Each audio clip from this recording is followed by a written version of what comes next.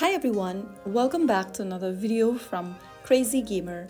Today in this video we are going to be learning how to add to wishlist on battle.net.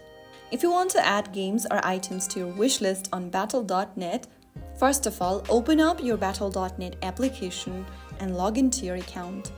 You can also go to battle.net on your web browser and log in. Once you're logged in, go ahead and tap on the shop button at the bottom right corner on your mobile device, and from the shop menu, click on the shop now button. There you can go ahead and select the game you'd like to add to your watch list.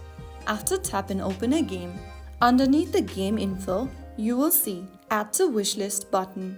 Tap on it and this will add the selected game or content to your wishlist. To view your wishlist later, go ahead and tap on your profile picture at the top left, and in the expanded menu, there is an option that says Account. Simply tap on the drop down right next to Account and click on Wishlist.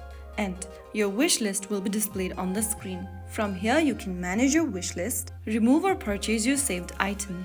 So that is how you can easily add a game on wishlist using battle.net application on your mobile device. If you found the video helpful, don't forget to like, share and subscribe to the channel.